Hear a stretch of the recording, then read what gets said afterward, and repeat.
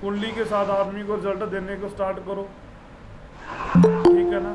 आपको जब पता लग जाएगा कि ग्रह कौन से हैं, उस देवता का ग्रह कौन सा है, आपको ज़रूरत ही नहीं पड़ेगी वो क्या है क्या नहीं है।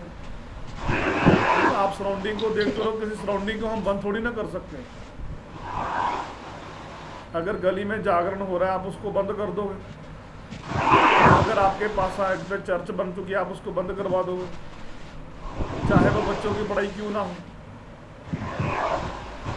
ऐसा नहीं होता। ठीक है, ओके सर। आप कुंडली के साथ उनको रिजल्ट दो, क्यों नहीं आते। हम इतने सालों से लोगों को रिजल्ट दे ही रहे हैं। पहले तो ये पिछली जो बातें पड़ी हुई हैं ना उनको आप छोड़िए। जिनको नहीं काम आता था ना वो नकाम लोग यही कहते थे।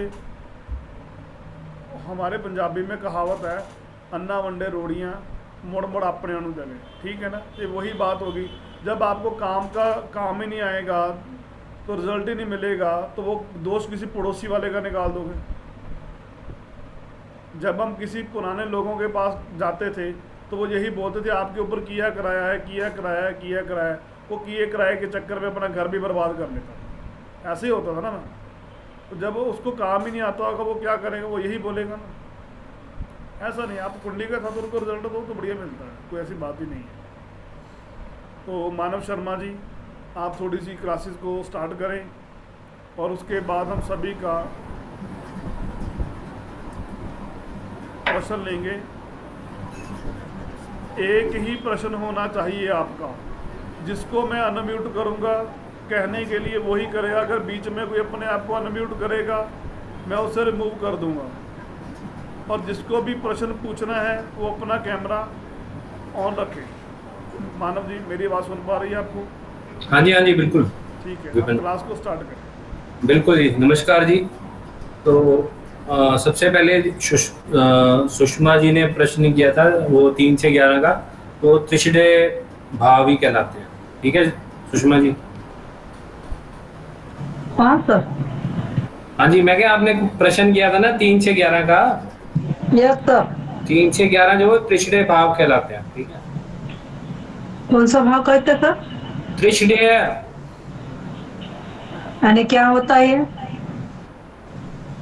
ये ना 3, 6 और 11 होते हैं, ये थोड़े हानिकारक माने जाते हैं। ठीक है, इसमें अगर हम बात करें तो जैसे लालचीपन जो है, जैसे 11वां घर है, तो ये पूरे उसके आप कह सकते हैं कारकों के भाव होते हैं। जिस तरह इसमें आप बोल सकते हैं तीसरे छठे घर और 11वें घर का ये समूह जो होता है इसको त्रिशिडे भाव बोलते हैं। ये 3 बुरे कारकों को इच्छा, क्रोध और लालच, इन चीजों को रिप्रेजेंट करते हैं। ओके, और 10 भी आता है उसको क्या बोलते हैं? ऊपर छाया बोलते हैं उसको? 10 नहीं आता है, 3, 6 और 11। ओके सर, ठीक है, थैंक यू। ओके। ठीक है, मैं क्लास स्टार्ट करता हूँ। क्लास स्टार्ट क्योंकि आज हम थोड़े रेमेडीज के बारे में बात करेंगे। ओके, हमारे माइंड में ना क्वेश्चन आता है हर बार कि हम रेमेडीज कर रहे हैं और हमें रिजल्ट्स नहीं मिल रहे हैं। तो इसके कई रीज़न होते हैं, क्योंकि कई बार हम सही रूट कॉज नहीं पकड़ पाते हैं और हम उपाय करते हैं जिसके कारण हमें रिजल्ट नहीं मिलते हैं। कई बार ये होता है कि हमारी जो प्रॉब्लम है वो काफ़ी पुरानी होती है। फॉर एग्जांपल कि मान लीजिए 6-7 साल से किसी पे मुकदमा चल रहा है और हम समझते हैं कि एक बार दान करने से या एक बार पाठ करने से वो दुविधा दूर हो जाएगी, तो इस प्रकार नहीं होगा। हम एक एग्जांपल लेते हैं कि एक व्यक्ति है, उसका वेट 90 केजी है और उसने अपना वेट 70 पे लेके आना है, तो वो एक दिन में नहीं होगा, 2 दिन में नहीं होगा।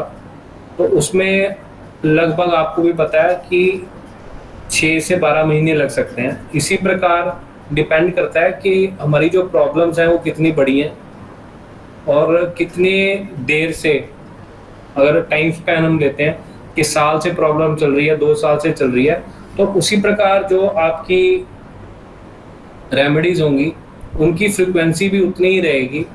तो इस प्रकार से हम उनके रिजल्ट्स जो हैं वो प्राप्त कर सकते हैं रेमेडीज के। अदरवाइज हमने बोला कि हमने एक बार केले दान कर दिए तो उससे कोई इम्पैक्ट पड़ेगा, तो उससे बहुत ही नेग्लिजिबल इम्पैक्ट पड़ेगा हमारी लाइफ पे। ठीक है। तो अभी स्टार्ट करते हैं। तो एक जो एंगल है रेमेडीज का वो मैं आपको अभी थोड़ा सा बताना चाहूँगा। तो उस एंगल से मतलब कार का भाव से हम देखेंगे, कारक तत्व से देखेंगे कि कहाँ पे प्रॉब्लम है, और अगर प्रॉब्लम है तो उसकी रेमेडी कहाँ पे मिलेगी हमें। मैं आज सिर्फ बना के दिखाऊंगा आपको, स्क्रीन शेयर मैं कर रहा हूँ आपके साथ, तो कोई क्वेरी रहेगी आप पूछ सकते हैं।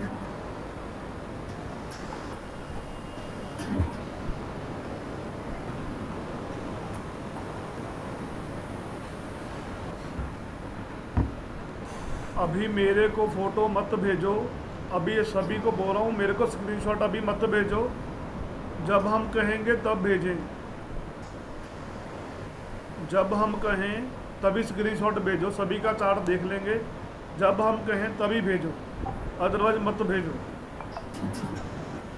ओके, तो मैं स्टार्ट करता हूँ। जैसे हमारे जो प्लैनेट्स हैं सभी को पता है 9 प्लैनेट्स हैं। तो अगर हम कंसीडर करें, सन से स्टार्ट करते हैं, तो सन किनका कारक है मेन अगर देखा जाए तो? फादर। ठीक है, तो हम ये देखेंगे, अगर बाई चांस अगर ये देखते हैं कि फादर को प्रॉब्लम आ रही है, तो हम क्या करेंगे, सूर्य से, जहां पे आपका सूर्य स्थित है वहां से 9वें भाव का स्वामी,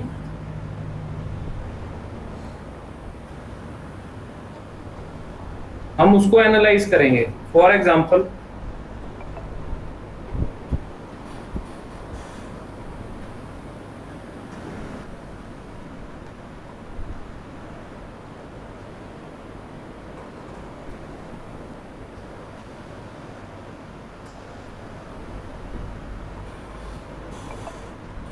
मान लीजिए सूर्य यहाँ पर चौथी राशि में है, चौथे भाव में है। तो अब मैंने आपको बोला कि यहाँ से 9वें भाव के स्वामी को हम देखेंगे। तो आप बताइए कि अगर हमने फादर की हेल्थ को या फादर को कोई प्रॉब्लम है तो देखना है, तो सूर्य से 9वें भाव का स्वामी कौन सा हुआ? 12th house. हाँ जी, 12th हाउस। 12th house. हाँ, 12th हाउस। यहाँ से हम काउंट करेंगे सूर्य से 1 2 3 4 5 6 7 8 9। Very good. तो हम गुरु को देखेंगे। तो क्या जो गुरु हैं वह अफ्लिक्टेड है, मतलब इन पे कोई बुरी दृष्टि पड़ रही है? कौन सी राशि में है?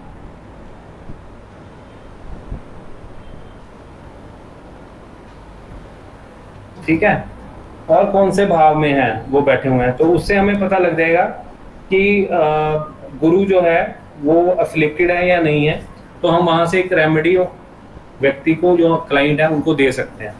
इसी प्रकार व्यक्ति बोलते हैं कि हमें पॉलिटिक्स में सक्सेस मिलेगी कि नहीं मिलेगी। तो अगेन पॉलिटिक्स का कारक कौन सा है, कौन बताएगा? राहु। राहु सर। ओके, राहु भी मानते हैं और सूर्य को भी मानते हैं पॉलिटिक्स का कार्य। जिनका सूर्य बहुत स्ट्रांग होता है वो, उनका पॉलिटिकल करियर, पॉलिटिक्स में मान सम्मान काफी मिलता है उनको। तो जब भी कोई पॉलिटिक्स के रिलेटेड कोई आपको क्वेरी आती है तो आपने सूर्य से 10वें भाव के स्वामी को देखना है।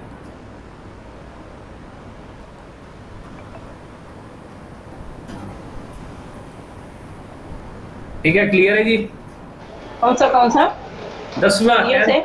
10th। अच्छा, हाँ। 10th जो हाउस होता है ना हमारा, आप देखिए 10th हाउस किस चीज का होता है? मान का, सम्मान का, स्टेटस का, समृद्धि का, आपकी पब्लिक इमेज का।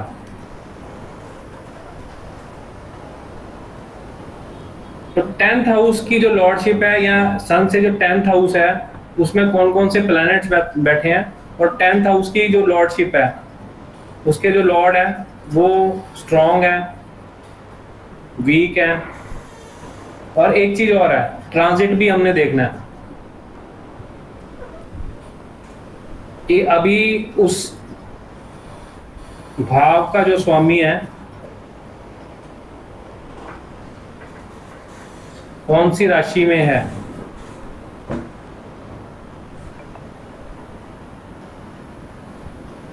तो ट्रांजिट नेटल भी देखना है हमने, जो हमारा जन्म का ग्रह रहेगा, और ट्रांजिट में भी देखना है कि वो प्लैनेट है कहाँ पे प्लेस्ड है। तो इस तरह से हर एक जो प्लैनेट है वो आपको अपने से उन स्थानों में बताता है कि फॉर एग्जांपल हम मून की बात करते हैं, चंद्रमा की।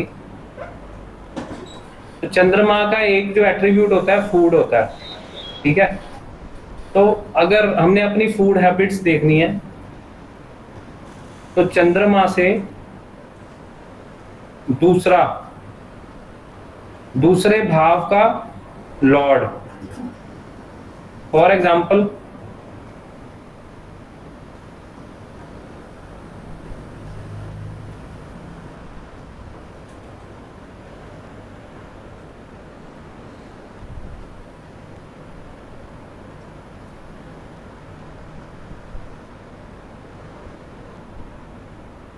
चंद्रमा यहाँ पे प्लेस्ड है, मान लीजिए मून। तो अगर हमने फूड हैबिट्स देखनी है हमारी, तो सेकंड हाउस ये हो गया। तो इसके स्वामी कौन से हो गए, लॉर्डशिप किसकी हुई, 11th हाउस की, शनि की, बुध की। बहुत बढ़िया। तीसरा है ना, तीसरी राशि है यहाँ पे। तो मरकरी जो है हम उसकी पोजीशन देखेंगे चार्ट में कहां पर है, ठीक है जी। अगर हमने ट्रैवल की बात करनी है कि मुझे ट्रैवल करना चाहिए कि नहीं करना चाहिए, तो मून जो है वो भी ट्रैवल के कारक होते हैं। तो चंद्रमा से थर्ड हाउस के लॉर्ड, अगर हम ये एग्जांपल लेते हैं तो यहाँ पे चंद्रमा से थर्ड हाउस 1 2 3, यहाँ पे कर्क राशि है। तो मून जो है वो इसके कारक हो गए। तो हमने मून को देखना, मून की पोजीशन क्या है, ठीक है। अब हम बात करते हैं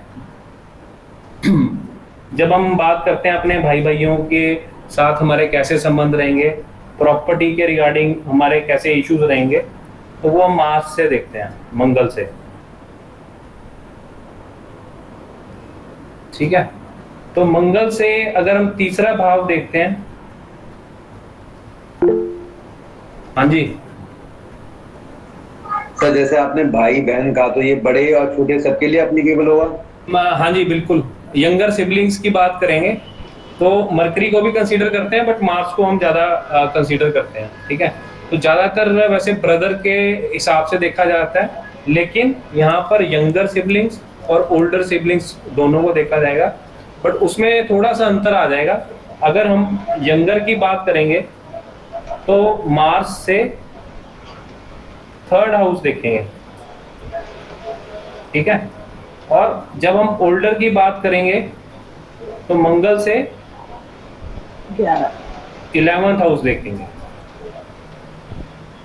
मैं एक एग्जांपल ले लेता हूं यहाँ पे।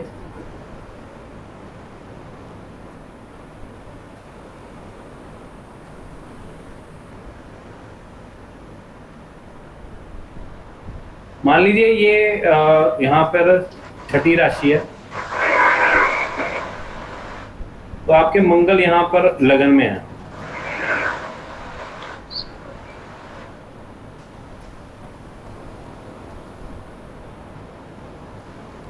ठीक है।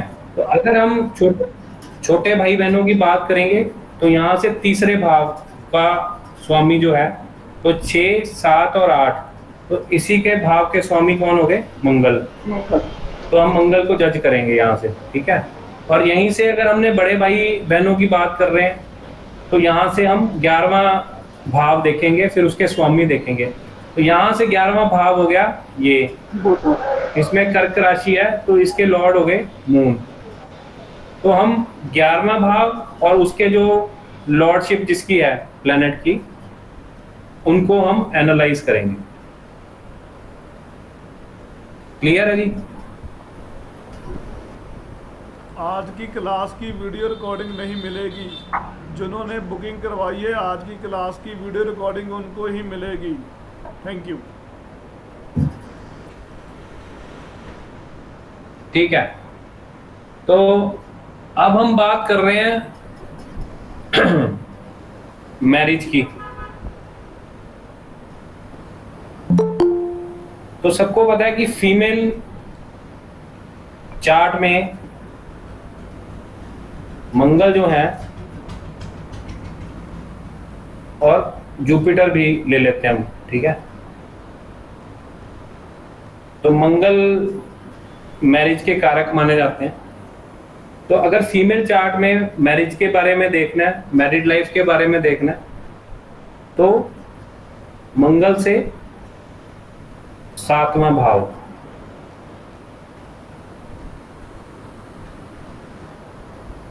उसको हम एनालाइज करेंगे, उसको जज करेंगे, और उनके जो लॉर्ड हैं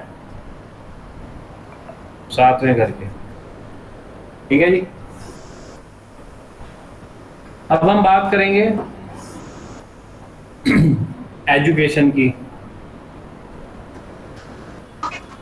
सर ये तो फीमेल चार्ट में आपने बताया ना, और मेल चार्ट में किसे देखेंगे? जुपिटर को? मेल चार्ट में मैम वीनस को देखते हैं।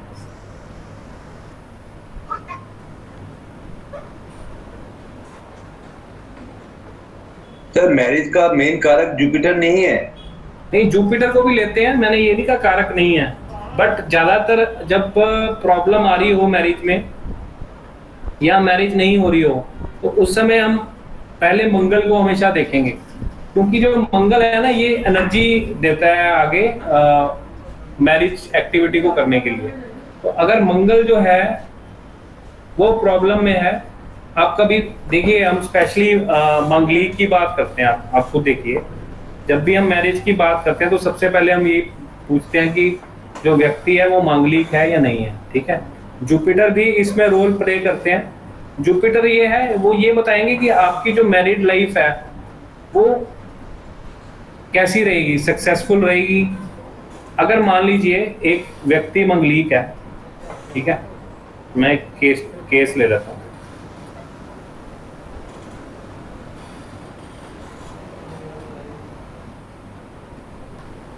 तो मान लीजिए इनके 7वें भाव में मंगल हैं, नीच राशि में बैठे हुए हैं, ठीक है, स्कॉर्पियो में। लेकिन अगर यहाँ पे जुपिटर प्लेस्ड है, इनकी पूर्णतः दृष्टि है यहाँ पर, तो हम एक तरह से ये बोल सकते हैं कि शुभ ग्रह की दृष्टि पड़ रही है इनके ऊपर, तो जो मंगल का जो प्रभाव है वो काफी कम हो जाएगा। तो जजमेंट में हम पहले मंगल को कंसीडर करेंगे। जुपिटर जो है वो आपको बताएगा कि व्यक्ति को मतलब सुख समृद्धि मिलेगी कि नहीं उस चीज में, क्योंकि जुपिटर जो है ये पुत्र का कारक भी है। पुत्र मतलब संतान आप ले सकते हैं, तो जुपिटर को हम संतान का कारक भी लेते हैं, ठीक है।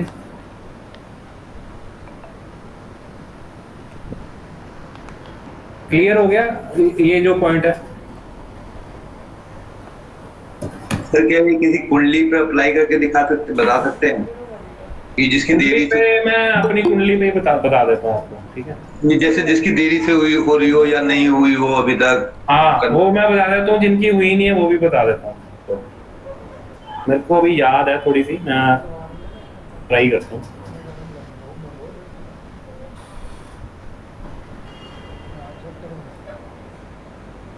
अच्छा हाँ चलो मैं बता देता हूँ। तो ये 2-3 केसेस है मेरे पास।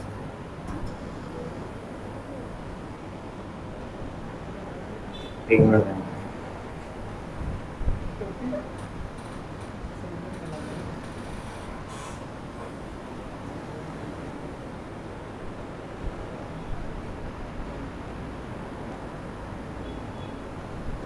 सर भाव का भी तो कोई इफेक्ट पड़ता होगा ना, जैसे भाव भी तो जैसे हम ये देखते हैं ना, 8 भाव।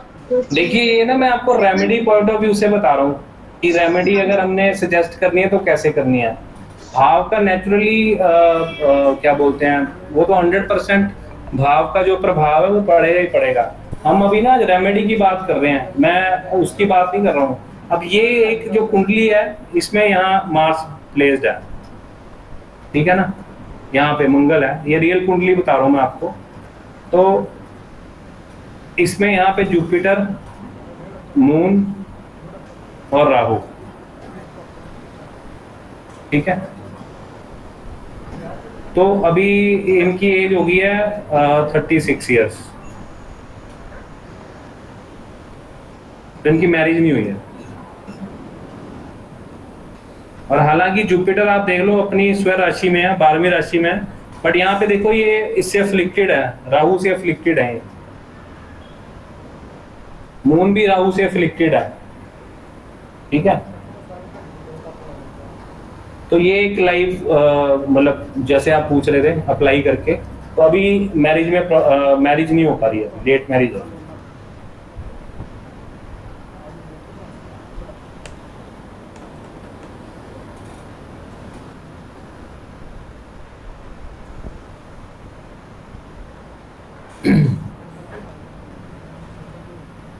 हाँ जी दीप्ति जी, आपने प्रश्न किया था भाव के बारे में। तो भाव बहुत ही इम्पोर्टेंट रहता है जज करने के लिए कि मैरिज कैसी जाएगी। मैं आपको ना रेमेडीज बता रहा हूँ कि रेमेडीज कैसे सजेस्ट करनी है। सर मैं ये बोल रही हूँ, अगर इसी कुंडली में जो 9वीं राशि में अगर शुक्र बैठ जाता यहाँ तो पर फिर हाँ जी, तो इसी में अगर शुक्र बैठ जाता तो क्या इफेक्ट होता? अच्छा, इसमें अगर शुक्र बैठ जाता तो देखिए यहाँ मार्स एंड शुक्र है, मंगल और शुक्र, ठीक है। हाँ जी। मंगल जो है मैंने आपको साइन बताए थे, तीसरा साइन कौन सा है? साइन है मरकरी, एरी साइन तीसरा, और 9th कौन सा हुआ? Sign Sagittarius. नहीं है तो सैगिटेरियस, बिल्कुल सही है, बोल रहे हो आप। अच्छा, इसमें चलो मैं ऐसे बता देता हूँ, शुक्र जो है 9वीं राशि में बैठ गया, तो 9th राशि जो है इसकी एक तरह से शुक्र की शत्रु राशि होगी। मंगल भी इसमें जो एरी साइन है, थोड़े आप बोल सकते हैं अग्रेसिव रहेंगे। तो ऐसी व्यक्ति की अगर मैरिज होती है तो उसमें अनबन होने के चांसेस ज्यादा रहेंगे। ऐसे व्यक्ति की लव मैरिज भी हो सकती है। मंगल और शुक्र का अगर यहाँ पर ऐसा आपको कॉम्बिनेशन मिलता है यहाँ पर, क्योंकि मार्स जो होता है वो हमेशा एनर्जी प्रोवाइड करता है, एंड वीनस जो है वो पता ही है कि उसके रोमांस के कारक है। विवाह, वेल्थनेस, विवाह की भी बात करते हैं। 7th हाउस में भी प्लेस्ड है। 7th हाउस उस में एक तरह से नेचुरल कारक भी हैं। तो यहाँ पे मैरिज हो सकती है, लेकिन मंगल यहाँ पर है, मांगलिक है, लगन में मंगल है, व्यक्ति जो थोड़ा अग्रेसिव होगा, तो यहाँ पे अनबन होने के चांसेस बन सकते हैं। सर जैसे आपने मंगल का साइन आपने एरीज बोला, जहाँ पर वो बैठा हुआ है, बट वो तो मरकरी में अपने दुश्मन के मतलब शत्रु वहां में बैठा हुआ है। नहीं, मैंने एरीज नहीं कहा, मैंने ये बोला airy sign, air, AIR। Okay sir, science पढ़ाए थे ना, fire, earth, air, water. Understood. या तो मैं एरीज नहीं बोल रहा हूँ, एरी साइन बोल रहा हूँ। तो एरी में बहुत अग्रेसिव रहेंगे ये। सर दूसरा एक ये भी तो, ये शुक्र अपने अपोजिट साइन में बैठा है, यानी बृहस्पति की राशि में बैठा है ना, 9वीं और 12वीं बृहस्पति की राशि। यही मैं कह रहा हूँ कि शुक्र जो है वो भी शत्रु राशि में बैठे हुए हैं। हाँ जी, हाँ जी। तो इसमें ये हो सकता है कि ये व्यक्ति लव मैरिज करे, मैरिज करने में ऑब्स्टेकल्स आ सकती हैं। ये भी हो सकता है कि जो इनका लाइफ पार्टनर है वो दूसरे उससे हो, कास्ट से हो। Okay, thank you sir. लेकिन सर इसमें ये पक्का है कि इनकी मैरिज होगी? मैरिज होएगी, पर उसके लिए रेमेडीज करनी पड़ेगी ना। मैं इधर ध्यान है। आपका क्या नाम है? महेश। हाँ जी महेश जी, मैरिज के लिए तो मैं यही तो बता रहा हूँ कि अब मान लीजिए कि हम मैरिज की बात कर रहे हैं, ठीक है। तो ऐसे व्यक्ति की अगर मैरिज नहीं हो रही, तो मैंने क्या बोला था कि मंगल से हमने क्या देखना है, 7th लॉर्ड देखना है।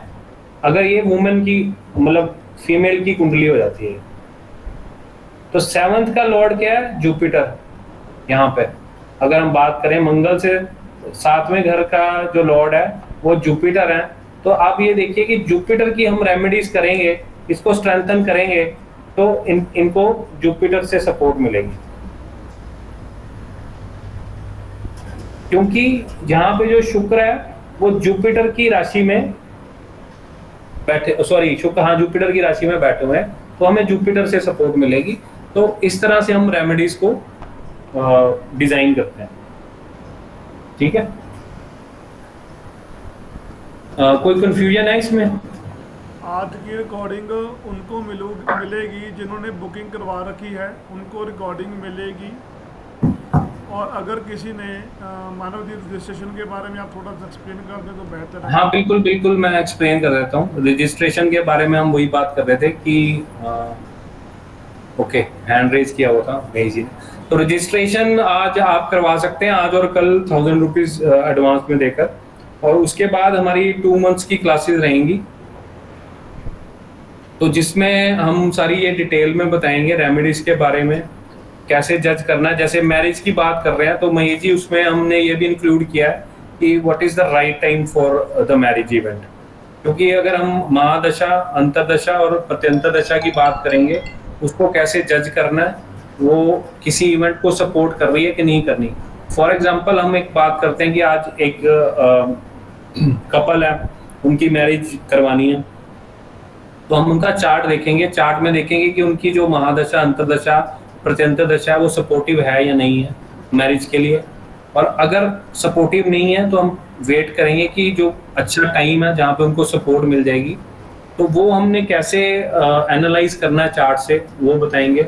सिमिलरली और भी काफ़ी चीज़ें हैं, एजुकेशन के बारे में हम बात करेंगे कि कौन सा करियर चूज करना चाहिए, बच्चे के लिए कौन सी लाइन बढ़िया है, आपकी जो प्लैनेट्स की स्ट्रेंथ क्या है। जैसे फॉर एग्जांपल हम आईएएस की बात करते हैं, तो आईएएस अगर बच्चे को हम बनाना चाहते हैं तो उनके कोऑर्डिनेट्स क्या हैं। कोऑर्डिनेट्स में हम बात करेंगे कि उनका सन स्ट्रांग है या नहीं है, साथ में मून भी देखेंगे प्लस जुपिटर, तो कुछ कॉम्बिनेशंस उसमें रहेंगे, और कोऑर्डिनेट्स देखेंगे कौन से मिल रहे हैं, जिससे हमें पता लगेगा कि जो बच्चे में पोटेंशियल है या नहीं है उस लेवल तक जाने के लिए। ठीक है, बाद में जैसे अब मैरिड लाइफ की बात कर रहे हैं तो उसमें डिस्टर्बेंस आ रही है, तो किन वजहों से आ रही है वो हम आइडेंटिफाई करेंगे। वंश को आगे बढ़ाना है, उसमें प्रॉब्लम आ रही है, तो चाइल्ड इवेंट प्लानिंग करेंगे। ये मैं अगर मतलब नाम नहीं लेना चाहिए, मेरे रिलेटिव्स में ही है, तो मैंने उनको सजेस्ट करा था उनका चार्ट देखकर कि आपको जो है, जो हॉस्पिटल्स हैं आउट ऑफ स्टेट जाके आप करें बेसिस ऑन देयर चार्ट। तो now I mean the lady has conceived and may be she will be delivering in 2 to 3 months। तो डिपेंडिंग अपॉन के क्या क्या कारक हैं उस टाइम पे, क्या क्या कोऑर्डिनेट्स हैं, तो हम सजेस्ट करते हैं इस इवेंट को, तो साथ में रेमेडीज भी हम एडवाइस करते हैं।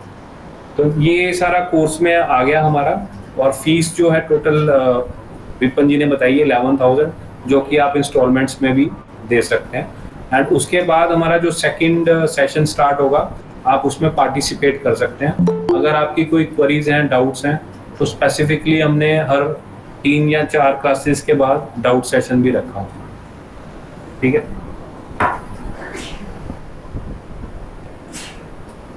अब आगे बढ़ते हैं। आप सभी को पीडीएफ फाइल वगैरह सारा कुछ मिलेगा, सर्टिफिकेट मिलेगा।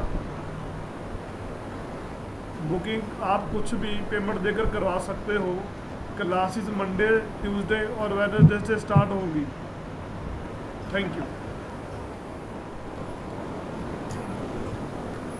तो मेरा ख्याल अब हम विपिन जी कुंडली ले लेते हैं, अगर आपके पास आ गई हैं, ठीक है, और प्रश्न भी ले लेते हैं साथ में। हाँ जी, महेश जी ने हैंड रेज किया। नो सर, महेश जी और सुषमा मानव जी मैं दिखाऊंगा कुंडली, उसको देखना। आप अपनी प्रेजेंटेशन थोड़ी सी बंद कर। हाँ जी, सुषमा जी, अच्छा उन्होंने भी करी। ठीक है मानव जी, मैं आपको स्क्रीन शेयर करता हूँ, आप वो कुंडली देखें। ठीक है, ठीक है, आप स्क्रीन शेयर कर दिया। आप अपनी उसको बंद करें, प्रेजेंटेशन को बंद करें। क्वेश्चन सिर्फ एक ही होना चाहिए, दीप्ति तूल मैम और आगे गुरप्रीत जी, सोडी जी। पहले दीप्ति मैम, अभी मैं आपका चार्ट शेयर करने लगा हूँ। आपका कोई भी क्वेश्चन हो तो आप पूछ सकते हो।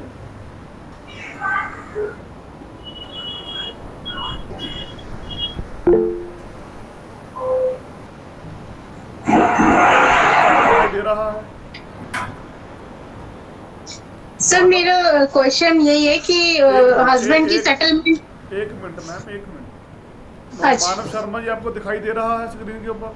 हाँ मैंने किया, पिन अप किया इसको, एक मिनट। हाँ दिख रहा है ये। आप ये दीप्ति जी आपका चार्ट नहीं है ना? आप म्यूट पे हो आप। सर ये हस्बैंड का चार्ट है, ये बिल्कुल मैं ठीक। ये बाहर बिल्कुल ठीक। सेटलमेंट का पूछना है कि कब तक हो पाएगा, और यहाँ सेटल हो पाएंगे या बाहर सेटल हो पाएंगे, बस थोड़ा सा क्लियर कर दीजिए। ओके, पहले ना मैं आपको थोड़ा सा रेमेडियल पार्ट पे मैं बता देता हूँ कि कौन से चीज़ों पे वर्क करना हमें ज़रूरी है, जिसके बाद आपको रिजल्ट्स मिलेंगे। अगर आप यहाँ पे देखिए, जो इनका 4th हाउस है उसमें तुला राशि है, ठीक है, तो उसमें जी सर। जुपिटर है, वो रेट्रोग्रेड है। तो तुला राशि में अगर जुपिटर रहते हैं तो विदेशों से संबंध रहता है, कोई हाँ जी। दिक्कत नहीं है उसमें। बट यहाँ पे इनके जुपिटर जो है वो रेट्रोग्रेड हो गए हैं, वक्री हो गए हैं, तो इसीलिए उसमें आपको रुकावट आ रही है, जो आप कह रहे हैं कि बाहर बात करने के लिए।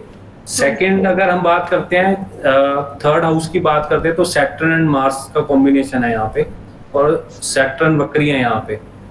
तो अगेन यहाँ पे जो इनके प्रोफेशन से रिलेटेड है, थोड़ा सा इनको चैलेंजिंग रहेगा प्रोफेशन में अगर ये आते हैं तो, क्योंकि सैटर्न जो है वो ऑब्स्टेकल्स वहाँ पे प्रोवाइड करते हैं। हालांकि he is very very hard working, but जो ये वर्क करते हैं उनके हिसाब से इनको रिजल्ट नहीं मिलते हैं। तो इनका जो काम भी है ना वो टेक्निकल वर्क होगा इनका, ठीक है। तो इंजीनियरिंग से रिलेटेड भी हो सकता है इनका काम। और किससे रिलेटेड है मैम काम? म्यूट पे चले गए। अच्छा हाँ सर, वैसे तो ये टेक्निकल है, पैक से पास आउट है, बीटेक किए है, बिल्कुल। बट अभी कुछ टाइम से ये बिजनेस में भी है। हाँ जी। छोड़ दी थी जॉब, मतलब उसके बाद ये बिजनेस में है। बिल्कुल। अब मैं बिजनेस पे भी आता हूँ आपके। तो अगर आप ये देखिए कि इनका जो बुध ग्रह है जो है वो भी वक्री बैठा हुआ है सूर्य के साथ, ठीक है।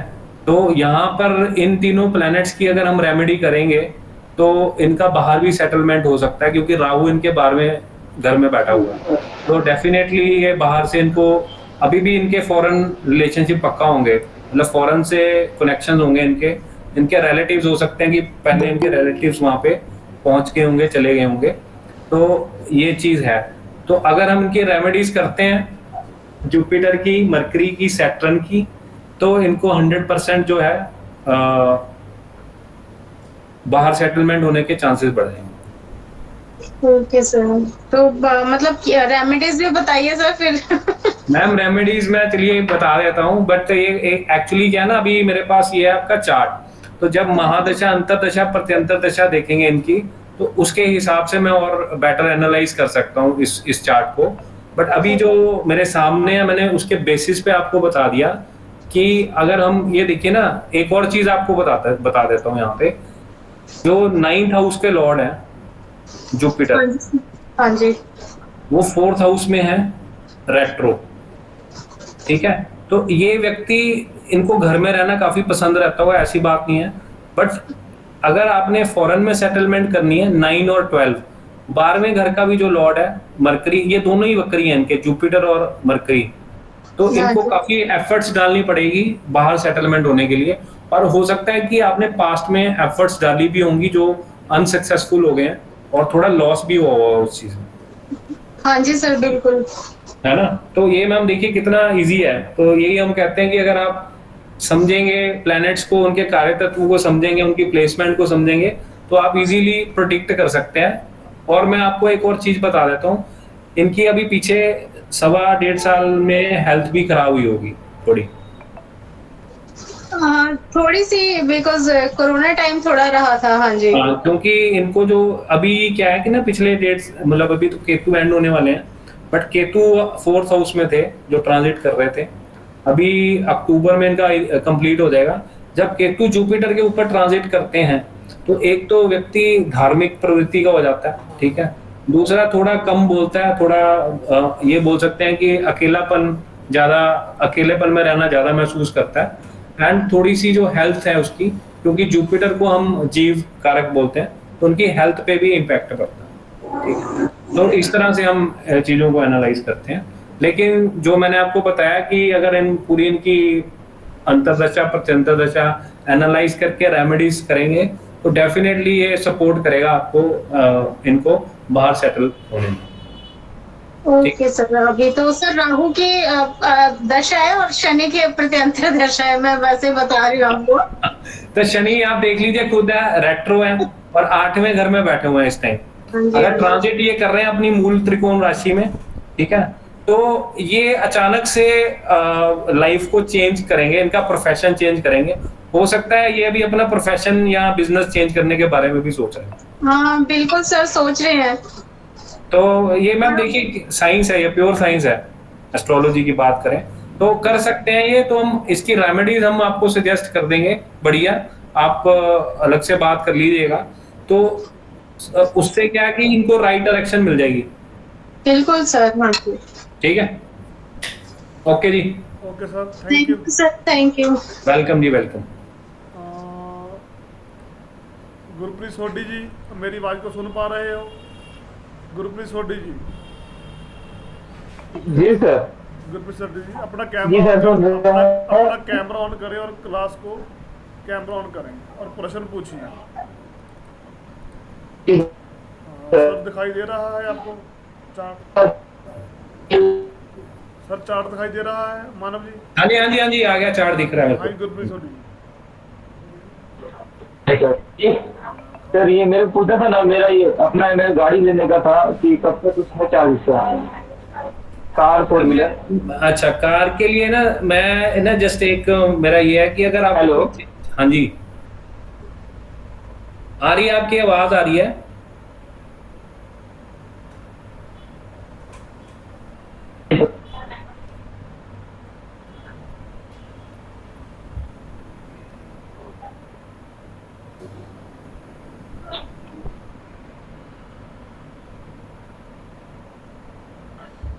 गुरप्रीत सोडी जी, आपकी आवाज सुनाई दे रही है सबको?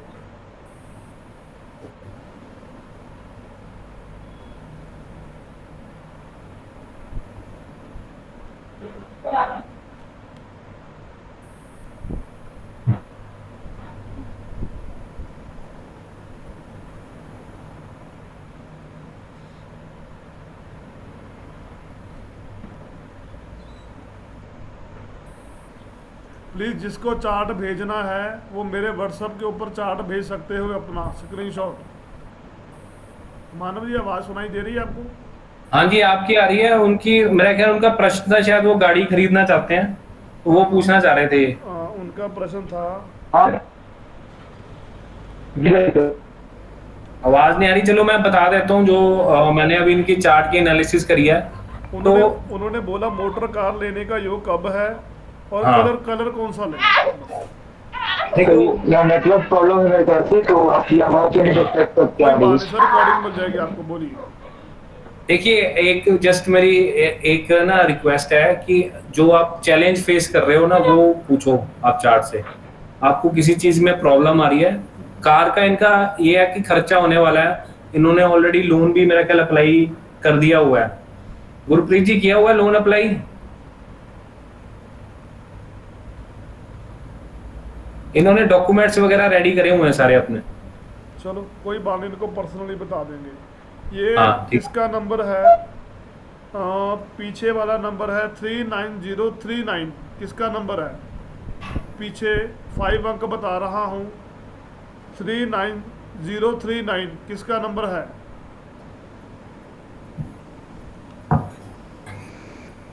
शिवम गर्ग जी, आपका नंबर है? No sir. सर मेरा है, महेश का है। ओके, हाँ जी महेश जी। हाँ जी, 3909 आपका नंबर है ना? हाँ जी सर। अपना कैमरा ऑन रखें ताकि हम आपको आराम से बता सकें। कैमरा ऑन रखें महेश जी। ठीक है सर। जिन्होंने मुंह छिपा कर रखा उन्हें हम बाद में 2000 रुपये गिफ्ट भी देंगे। लोग मुंह दिखाई देते हैं, हम मुंह छुपाई देंगे। कैमरा ऑन रखें। हाँ जी, प्रश्न पूछिए महेश जी। सर आर्थिक स्थिति के बारे में प्रश्न है। ये आपका चार्ट है ना स्क्रीन के ऊपर?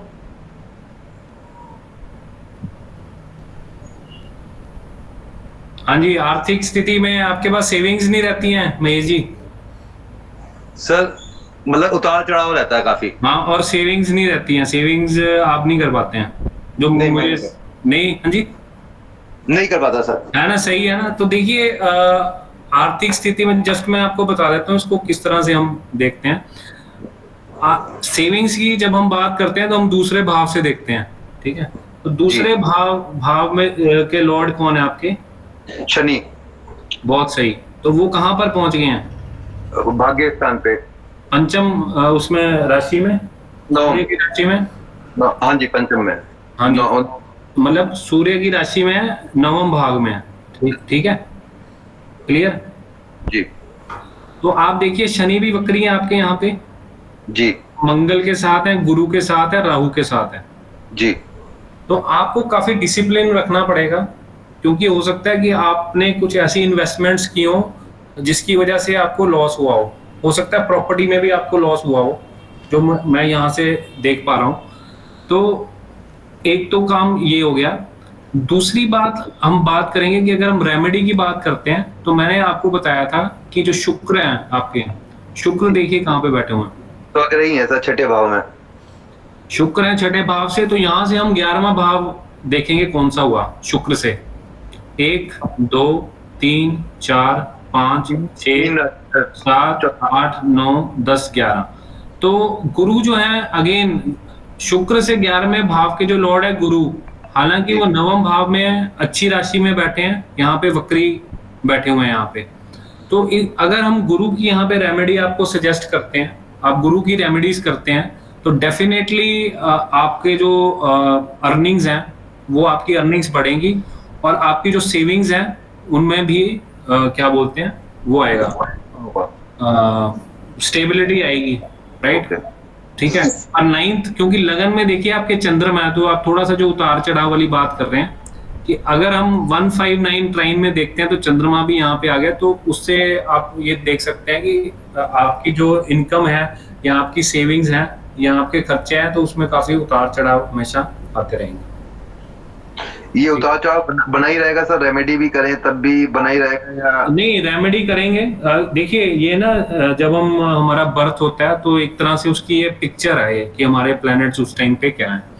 तो यदि हम रेमेडीज करना स्टार्ट करते हैं, मंत्रास जाप करना स्टार्ट करते हैं, तो उससे धीरे धीरे क्या होता है कि साल लग जाते हैं। मैं ये नहीं कहता है 1 महीने 2 महीने 3 महीने में आपको कुछ रिजल्ट्स मिलने स्टार्ट हो जाएंगे, लेकिन आप अगर पूरी श्रद्धा पूर्वक जो हम रेमेडीज आपको बताएंगे वो आप करते हैं या करोगे, थोड़ा यकीन रखोगे, क्योंकि जब हम डॉक्टर के पास जाते हैं ना तो दवाई तभी लगती है जब आपको डॉक्टर के ऊपर यकीन होता है और ये होता है कि हाँ मैं हीलिंग हो जाएगी मेरी। तो इसी प्रकार से जो रेमेडीज अगर आप रेगुलरली आप करते हैं, मेरे क्लाइंट है वो पिछले 6 महीने से मेरे साथ जुड़े हुए हैं, तो उनका बेटे ने बाहर जाना था, लोन का अरेंजमेंट नहीं हो रहा था उनका, प्लस वीजा भी नहीं लग रहा था, तो वो लास्ट 6 मंथ से उन्होंने रेमेडीज करी हैं, तो उनका बेटा जो है अभी जुलाई अगस्त के सेशन में बाहर जा रहा है। तो ये है कि रेमेडीज अगर आप करते हैं उसी टाइम पे करते हैं, टाइम भी आपको बताएंगे, तो डेफिनेटली ये जो आपके जो प्लैनेट्स हैं जो अभी अशुभ हैं वो बाद में आपको शुभ फल देना स्टार्ट कर देते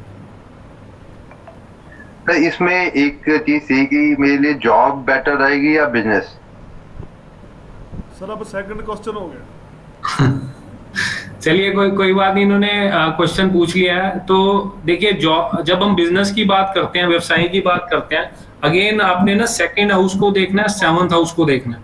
तो 7th हाउस का जो लॉर्ड है आपके क्या है? मरकरी। बुध। हाँ, मरकरी। वो कहाँ प्लेस्ड है? तो 3rd में शनि की राशि में, कुंभ में।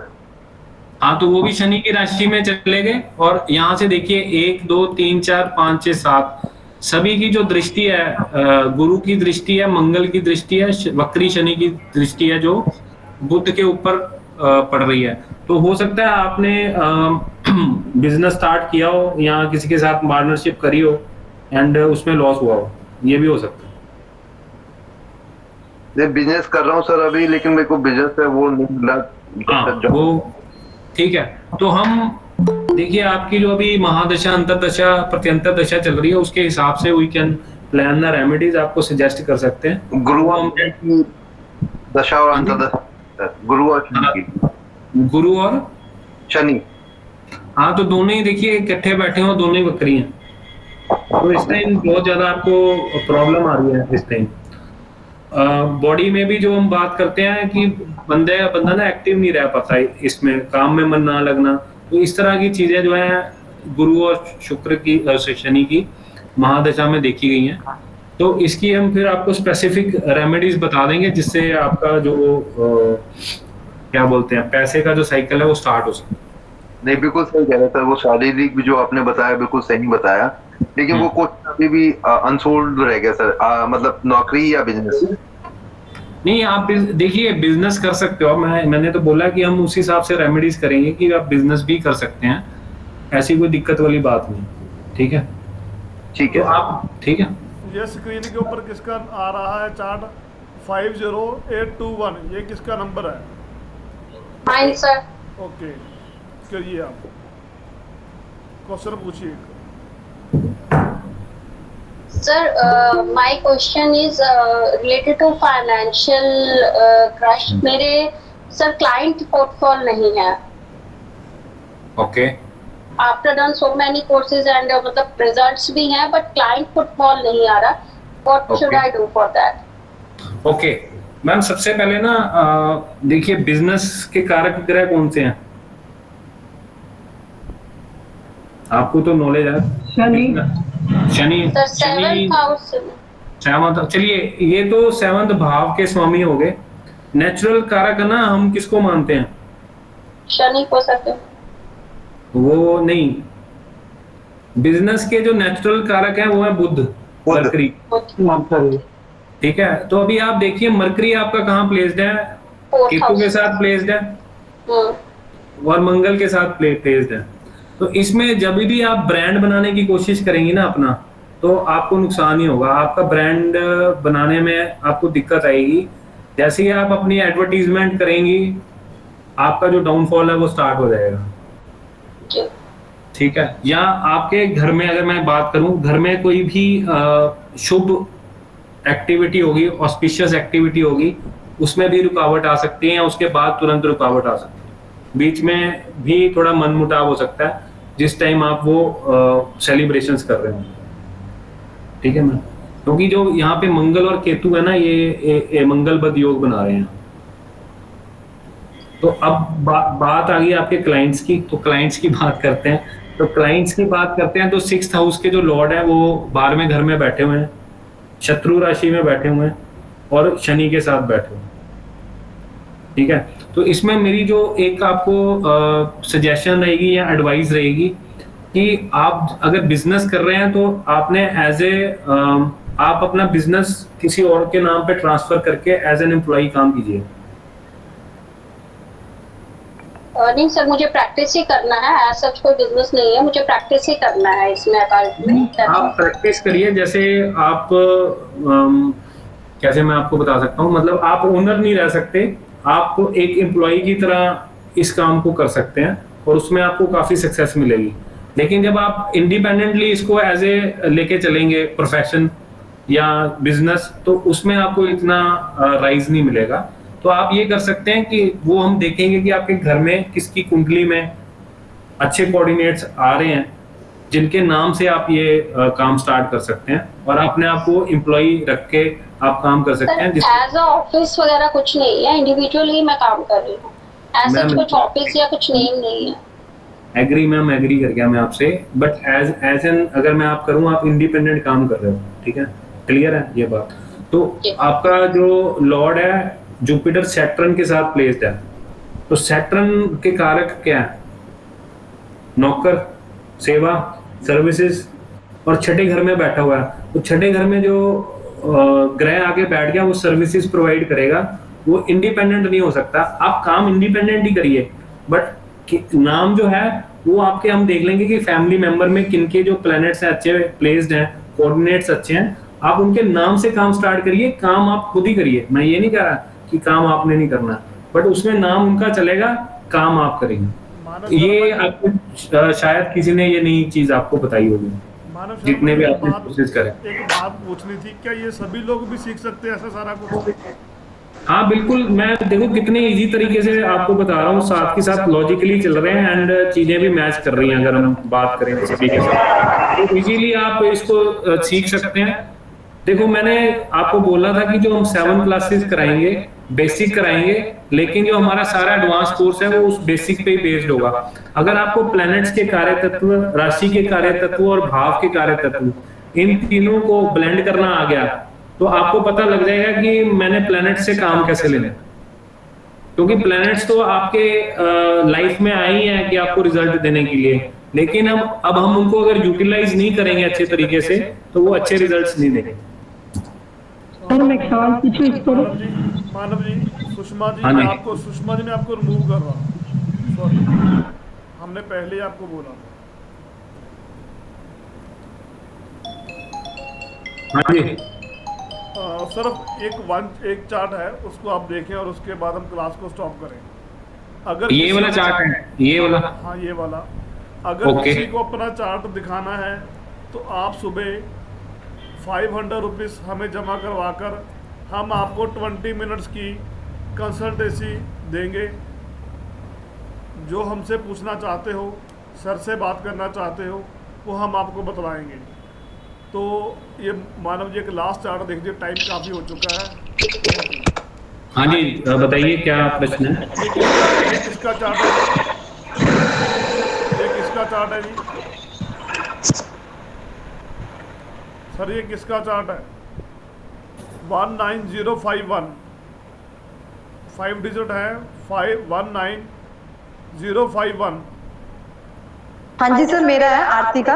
हाँ जी आरती जी, हेलो, बोलिए। नमस्कार सर। नमस्कार नमस्कार जी आरती जी। सर मेरे को कैरियर का ही पूछना था कि बिजनेस है या जॉब।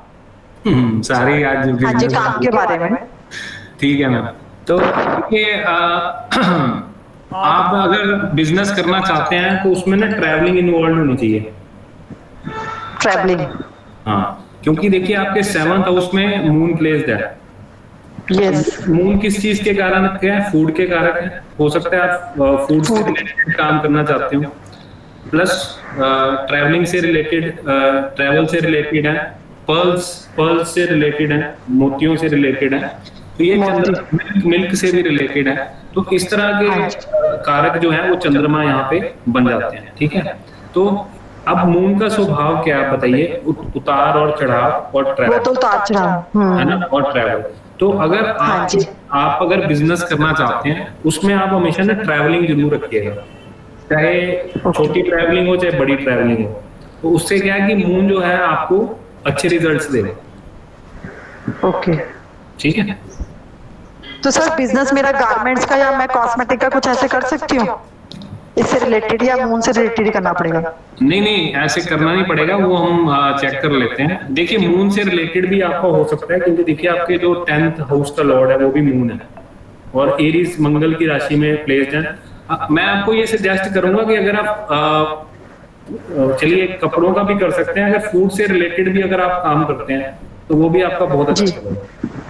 सर पैक्ड फूड या घर से बनाकर कैसे? मैम जो ना पैक्ड नहीं होगा, जो जिसको कहते हैं भट्टी लगा के जो बना हुआ खाना है। एरीज, देखिए मैं आपको लॉजिक बता देता हूँ। एरीज साइन जो है वो अग्नि तत्व है, ठीक है ना। हाँ जी। और चंद्रमा वहां पे आ गया है, तो अग्नि को हमने इस्तेमाल करना है उस चीज को, खाना भोजन बनाने के लिए। ओके, तो समझिए आप बात। हाँ जी हाँ जी, ठीक है, ठीक है, thank you sir. Welcome welcome. हाँ जी चलो ओके जी, बहुत बहुत शुक्रिया। अगर किसी okay, thank you sir, thank you so much. को करवानी है तो बुकिंग करवा सकते हो। Thank you thank you. आप चाहे 500 रुपीज़ देकर बुकिंग करवाओ, चाहे 1000 देकर बुकिंग कराओ। मंडे, ट्यूसडे और वेडनेसडे को हमारी क्लासेस स्टार्ट होंगी। तो संडे को मैं फिर लाइव आऊँगा आपको सिखाने की श्रृंखला को लेकर 11 बजे। गुड नाइट सभी को। Thank you sir.